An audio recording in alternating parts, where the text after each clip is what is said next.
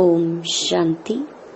17 मई 2024 बाबा के महावाक्य। मीठे बच्चे, गृहस्थ व्यवहार में रहते हुए ऐसा ट्रस्टी बनो जो किसी भी चीज में आसक्ति ना रहे। हमारा कुछ भी नहीं, ऐसा बैगर बन जाओ। प्रश्न: तुम बच्चों के पुरुषार्थ की मंजिल कौन सी है? उत्तर: आप मरे, मर गई दुनिया, यही है तुम्हारी मंजिल। शरीर से ममत्व टूट जाए, ऐसा बैगर बनो जो कुछ भी याद ना आए। आत्मा अशरीरी बन जाए। बस हमको वापस जाना है, ऐसा पुरुषार्थ करने वाले बैगर टू प्रिंस बनते हैं। तुम बच्चे ही फकीर से अमीर, अमीर से फकीर बनते हो। जब तुम अमीर हो तो एक भी गरीब नहीं होता है। ओम शांति। बाप बच्चों से पूछते हैं कि आत्मा सुनती है या शरीर सुनता है? आत्मा सुनेगी जरूर शरीर द्वारा। बच्चे लिखते भी ऐसे हैं, फलाने की आत्मा बाप दादा को याद करती है। फलाने की आत्मा आज फलानी जगह जाती है। यह जैसी आदत पड़ जाती है, हम आत्मा हैं, क्योंकि बच्चों को आत्म अभिमानी बनना है। जहाँ भी देखते हो जानते हो आत्मा और शरीर हैं, और इनमें हैं दो आत्माएं, एक को आत्मा और एक को परमात्मा कहते हैं। परमात्मा खुद कहते हैं, मैं इस शरीर में जिसमें इनकी आत्मा भी प्रवेश करती है, मैं प्रवेश करता हूँ। शरीर बिगर तो आत्मा रह नहीं सकती।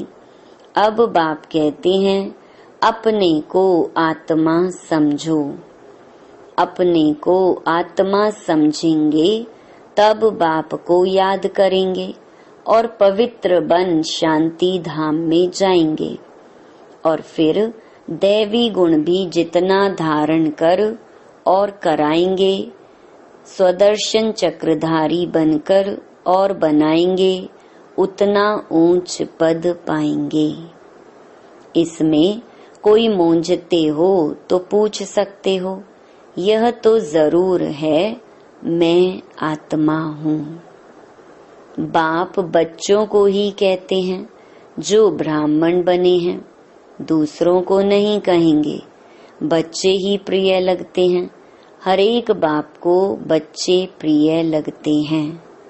दूसरे को भल बाहर से प्यार करेंगे, परंतु बुद्धि में है यह हमारे बच्चे नहीं हैं।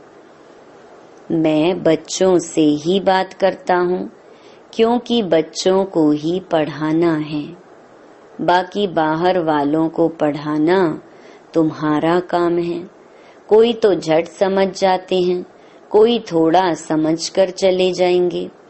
फिर जब देखेंगे यहाँ तो बहुत वृद्धि हो रही है, तब आएंगे। देखें तो सही। तुम यही समझाएंगे कि बाप सभी आत्माओं व बच्चों को कहते हैं, मुझे याद करो। सभी आत्माओं को पावन बाप ही बनाते हैं। वह कहते हैं, मेरे सिवाय और कोई को याद ना करो, मेरी अव्यभिचारी याद रखो तो तुम्हारी आत्मा पावन बन जाएगी। पतित पावन मैं एक ही हूँ। मेरी याद से ही आत्मा पावन बनेगी। इसलिए कहते हैं, बच्चों, माँ मेकम याद करो। बाप ही पतित राज्य से पावन राज्य बनाते हैं, लिबरेट करते हैं। कहाँ ले जाते हैं? शांति धाम, फिर सुख धाम। मूल बात ही है पावन बनने की। 84 का चक्कर समझाना भी सहज है। चित्र देखने से ही निश्चय बैठ जाता है। इसलिए बाबा हमेशा कहते रहते हैं, म्यूजियम खोलो भभके से, तो मनुष्यों को भभका खींचेगा। बहुत आएंगे, तुम यही सुनाएंगे कि हम बाप की श्रीमत पर यह बन रहे हैं। बाप कहते हैं, माँ मेकम याद करो और दैवी गुण धारण करो। बैज तो जरूर साथ होना चाहिए। तुम जानते हो, हम बैगर टू प्रिंस बनेंगे। पहले तो श्री कृष्ण बनेंगे ना। जब तक श्री कृष्ण ना बने तब तक श्री नारायण बन ना सके। बच्चे से बड़ा हो तब नारायण नाम मिले, तो इनमें दोनों चित्र हैं। तुम यह बनते हो, अभी तुम सब बैगर बने हुए हो। यह ब्रह्मा कुमार कुमारियां भी बैगर्स हैं। इनके पास कुछ भी नहीं है। बैगर अर्थात जिनके पास कुछ भी ना हो। कोई को हम बैगर नहीं कहेंगे। यह बाबा तो है सबसे बड़ा बैगर। इसमें पूरा बैगर बनना होता है। गृहस्थ व्यवहार में रहते आसक्ति तोड़नी होती है। तुमने ड्रामा अनुसार आसक्ति तोड़ दी है। निश्चय बुद्धि ही जानते हैं, हमारा जो कुछ है वह बाबा को दे दिया। कहते भी है ना, हे भगवान, आपने जो कुछ दिया है वह आपका ही है, हमारा नहीं है। वह तो होता है भक्ति मार्ग। उस समय तो बाबा दूर था, अब बाबा बहुत नजदीक है। सामने उनका बनना होता है। तुम कहते हो बाबा, बाबा के शरीर को नहीं देखना है। बुद्धि चली जाती है ऊपर। भल यह लोन लिया हुआ शरीर है, परंतु तुम्हारी बुद्धि में है हम शिव बाबा से बात करते हैं। यह तो किराए पर लिया हुआ रथ है, उनका थोड़े ही है। यह तो जरूर है, जितना बड़ा आदमी होगा तो किराया भी बहुत मिलेगा। मकान मालिक देखेगा, राजा मकान लेते हैं तो 1000 किराए का 4000 बोल देगा, क्योंकि समझते हैं यह तो धनवान है। राजे लोग कभी भी बोलेंगे नहीं कि यह तो जास्ती लेते हो। नहीं, उन्हों को पैसे आदि की परवाह ही नहीं रहती है। वह खुद कोई से बात नहीं करते हैं, प्राइवेट सेक्रेटरी ही बात करते हैं। आजकल तो रिश्वत बिगर काम नहीं चलता। बाबा तो बहुत अनुभवी है। वो लोग बड़े रॉयल होते हैं। चीज पसंद की, बस फिर सेक्रेटरी को कहेंगे इनसे फैसला कर ले आओ। ऐसे माल खोल कर रखेंगे। महाराजा महारानी दोनों आएंगे। जो चीज पसंद होगी उन पर सिर्फ आंख से इशारा करेंगे। सेक्रेटरी बात कर बीच में अपना हिस्सा निकाल लेते हैं। कोई राजाएं साथ में पैसा ले आते। सेक्रेटरी को कहेंगे इनको पैसा दे दो। बाबा तो सबके कनेक्शन में आए हैं, जानते हैं कैसे कैसे उन्हों की एक्ट चलती है। जैसे राजाओं के पास खजांची रहते हैं, वैसे यहाँ भी शिव बाबा का खजांची है, यह तो ट्रस्टी है। बाबा का इनमें कोई मोह नहीं है, इसने अपने पैसे में ही मोह नहीं रखा, सब कुछ शिव बाबा को दे दिया, तो फिर शिव बाबा के धन में मोह कैसे रखेंगे। यह ट्रस्टी है। जिनके पास धन रहता है, आजकल तो गवर्नमेंट कितना जांच करती है, विलायत से आते हैं तो एकदम अच्छी रीति जांच करते हैं। अब तुम बच्चे जानते हो कैसे बेगर बनना है, कुछ भी याद ना आए, आत्मा अशरीरी बन जाए, इस शरीर को भी अपना ना समझे, हमारा कुछ भी ना रहे। बाप समझाते हैं अपने को आत्मा समझो। अभी तुमको वापस जाना है, तुम जानते हो बेगर कैसे बनना होता है, शरीर से भी ममत्व टूट जाए। आप मोए मर गई दुनिया, यह मंजिल है। समझते हो बाबा ठीक कहते हैं, अब हमको वापस जाना है। शिव बाबा को तुम जो कुछ देते हो उसका फिर रिटर्न में दूसरे जन्म में मिल जाता है। इसलिए कहते हैं यह सब कुछ ईश्वर ने ही दिया है। आगे जन्म में ऐसा अच्छा कर्म किया है जिसका फल मिला है। शिव बाबा रखता किसका भी नहीं है। बड़े बड़े राजाएं, जमींदार आदि होते हैं तो उनको नजराना भी देते हैं, फिर कोई नजराना लेते कोई नहीं लेते। वहां तो तुम कुछ भी दान पुण्य नहीं करते हो, क्योंकि वहां तो सबके पास पैसे बहुत हैं। दान किसको करेंगे, गरीब तो वहां होते नहीं। तुम ही फकीर से अमीर और अमीर से फकीर बनते हो। कहते हैं ना, इनको तंदुरुस्ती बख्शो, कृपा करो, यह करो।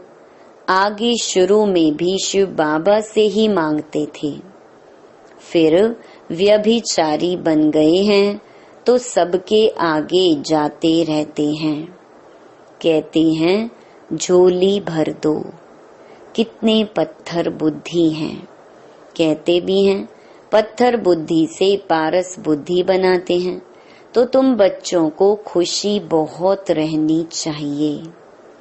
गायन भी है, अतीन्द्रिय सुख पूछना हो तो गोपी वल्लभ के गोप गोपियों से पूछो।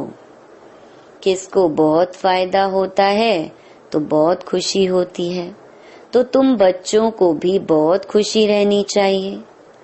तुमको 100% खुशी थी, फिर घटती गई, अब तो कुछ भी नहीं है। पहले थी बेहद की बादशाही, फिर होती है हद की राजाई, अल्पकाल के लिए।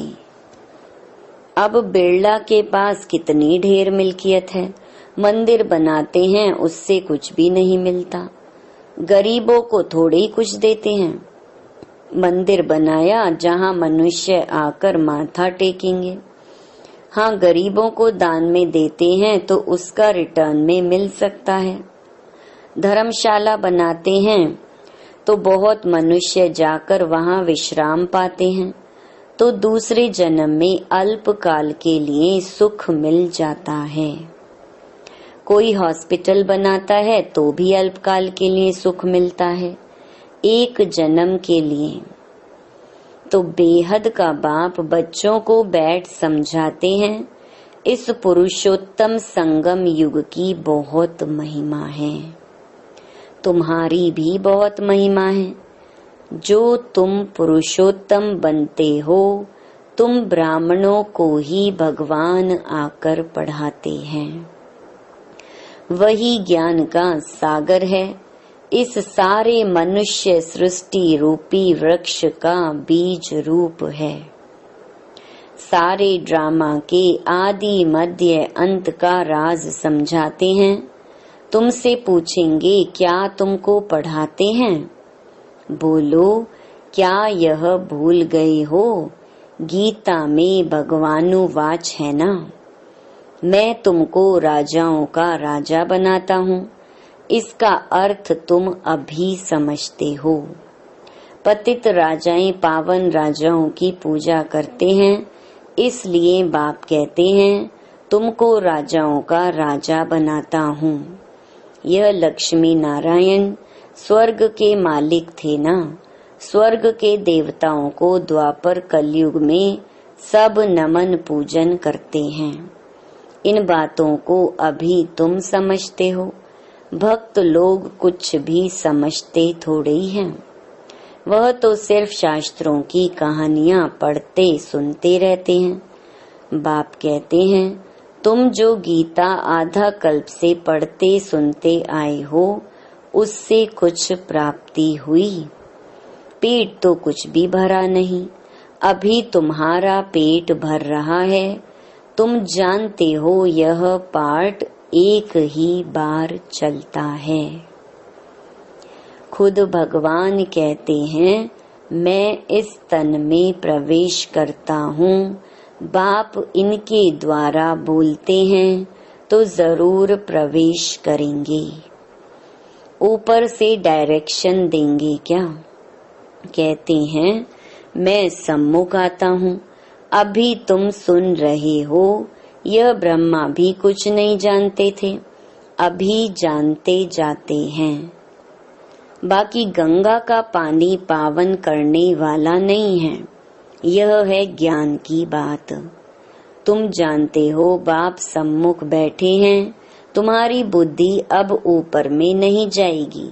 यह है उनका रथ। इनको बाबा बूट भी कहते हैं, डिब्बी भी कहते हैं।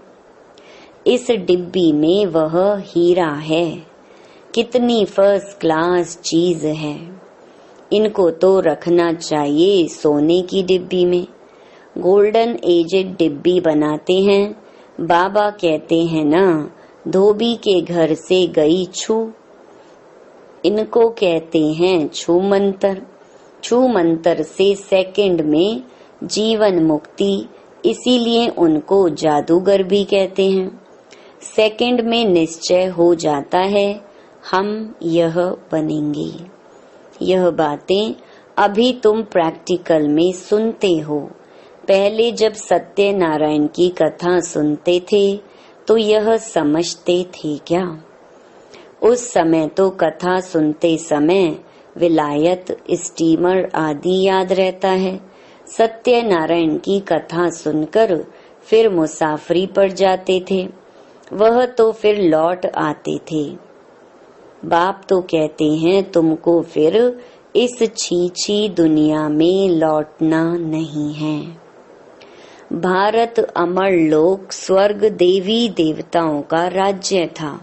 यह लक्ष्मी नारायण विश्व के मालिक है ना।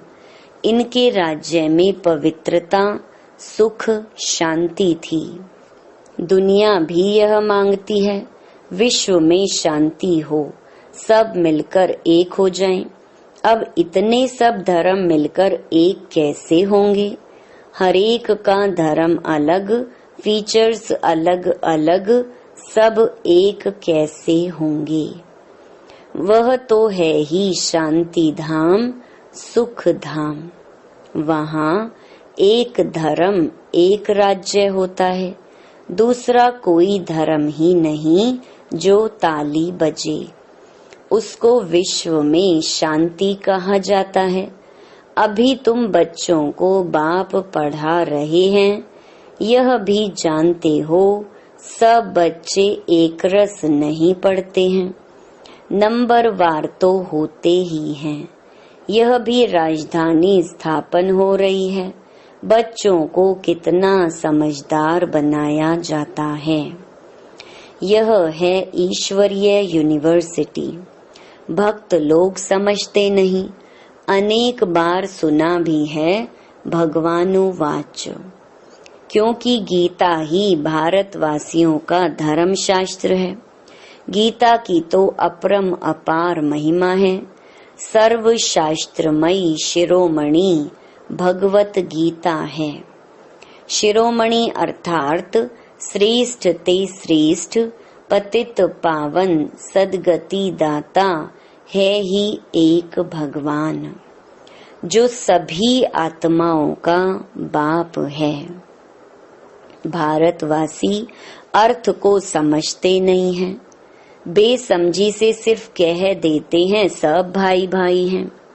अभी तुमको बाप ने समझाया है, हम भाई भाई हैं। हम शांति धाम के रहने वाले हैं। यहाँ पाठ बजाते बजाते हम बाप को भी भूल जाते हैं तो घर को भी भूल जाते हैं। जो बाप भारत को सारे विश्व का राज्य देते हैं, उनको सब भूल जाते हैं। ये सब राज बाप ही समझाते हैं। अच्छा, मीठे मीठे सिकिलधे बच्चों प्रति माता पिता बाप दादा का याद प्यार और गुड मॉर्निंग। रूहानी बाप की रूहानी बच्चों को नमस्ते। धारणा के लिए मुख्य सार। पहला, अतीन्द्रिय सुख का अनुभव करने के लिए स्मृति रहे कि यही पुरुषोत्तम संगम युग है, जबकि हमें भगवान पढ़ाते हैं, जिससे हम राजाओं का राजा बनेंगे। अभी ही हमें ड्रामा के आदि मध्य अंत का ज्ञान है। दूसरा, अब वापस घर जाना है, इसलिए इस शरीर से भी पूरा बैगर बनना है। इसे भूल अपने को अशरीरी आत्मा समझना है। वरदान, सदा संतुष्ट रहे, अपनी दृष्टि वृत्ति कृति द्वारा संतुष्टता की अनुभूति कराने वाले संतुष्ट मणि भव। ब्राह्मण कुल में विशेष आत्माएं वो हैं जो सदा संतुष्टता की विशेषता द्वारा स्वयं भी संतुष्ट रहती हैं और अपनी दृष्टि वृत्ति और कृति द्वारा औरों को भी संतुष्टता की अनुभूति कराती हैं। वही संतुष्ट मणियां हैं जो सदा संकल्प बोल संगठन के संबंध संपर्क व कर्म में बाप दादा द्वारा अपने ऊपर संतुष्टता के गोल्डन पुष्पों की वर्षा अनुभव करती हैं। ऐसी संतुष्ट मणियां ही बाप दादा के गले का हार बनती हैं, राज्य अधिकारी बनती हैं और भक्तों के सिमरन की माला बनती हैं। स्लोगन, नेगेटिव और वेस्ट को समाप्त कर मेहनत मुक्त बनो। ओम शांति।